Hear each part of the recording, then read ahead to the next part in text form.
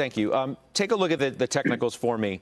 Are we technically vulnerable, or are we strengthened because of this big retracement that we've had and the levels that we were able to reach? We think we're a bit vulnerable here. I think what Liz Ann said was very on point as far as, do we think or do we need to know that the market's going to retest the lows at this point? We don't need to know. We've seen similar type of retracements after big declines. We had a 35% drawdown on the S&P, a 35% rally. So that's symmetry we've seen before.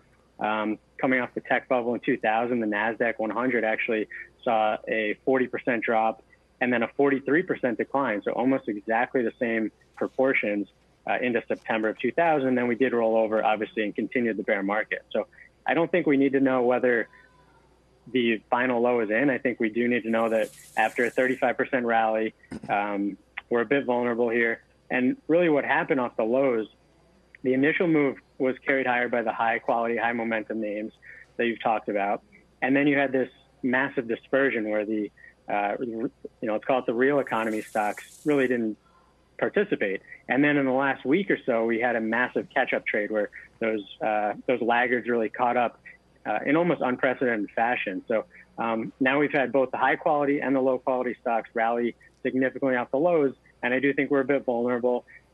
Again, we're not calling for a retest of the lows at this point, but I think maybe giving back about 50% of the rally brings you back to around 2,550, 2,600 in the S&P. That seems kind of the playbook at this point. That's a pretty big pullback from where we are. I mean, that's gonna feel unsettling to a lot of people, given where we've come to. 2,550, we're at 28. We call it 28. You're 2,850. And it's just funny how sentiment changes, right? So, at the lows, it felt absolutely awful. I think probably a lot of bad news was priced in. And as of a couple of days ago, the retest of the lows scenario was pretty clearly in the minority.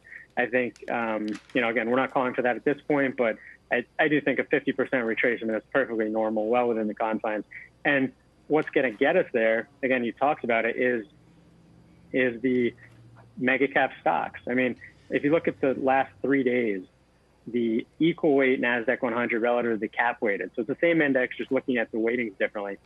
It's having its worst 3-day performance, equal weight relative to cap weight, since October of 2008. So you can just see how things are skewed. So it wouldn't take much of a pullback in those big cap FANG stocks to get that 2,550, 2,600 on the S&P. Josh, we've talked about this, right? What you dance with who brung you, and then if who brung you leaves, you may have a problem. You may be sitting on the wall watching everybody else dance.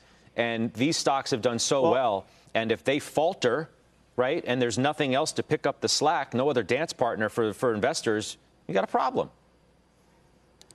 Yeah, so that's a good point, Scott. But I want to turn that question around and ask Krinsky that.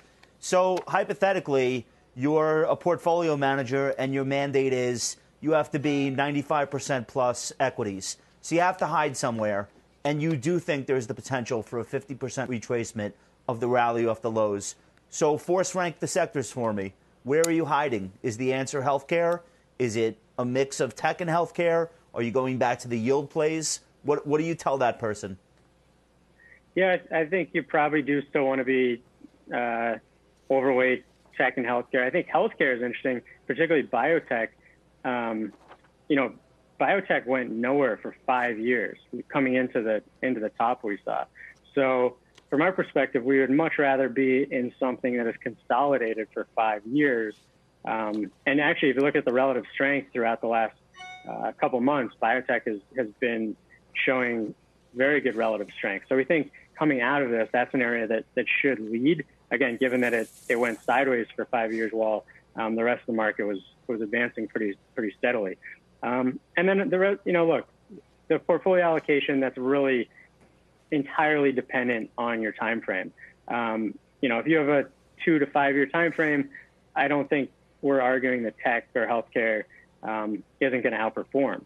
But some of our clients work on a much shorter time frame. So if we're making the call that S&P is going back to 2,550, I think the risk is a massive unwind in some of these large cap tech names. You can see the semis how quickly that's unwound. They're down, I think, around 4% today.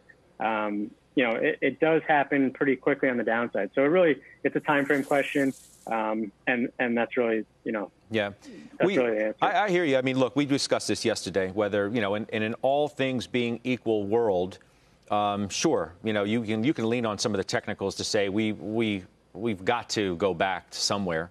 We've just come too far, too fast, perhaps. But then you factor in, like I said before, Fed and science, right? Fed's always going to be there. Fed's going to do whatever it takes. Government's going to do whatever it takes. And you've had some breakthroughs, at least in more incrementally positive news from the science perspective. And if you continue to get that could blunt some of the technicals that tell you have to perhaps go back the other way. Jonathan, it's been good having you. We'll have you back. I'm sorry, you want to react to that real quick?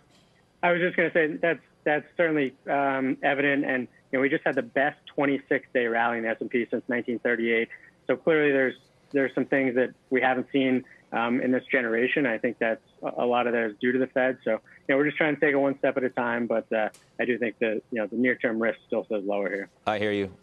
Nice title of the note, too. Ain't nothing but a V-thang. Dr. Dre and Snoop and their fans are happy today. Jonathan Krinsky, I hope you didn't work too hard for that one.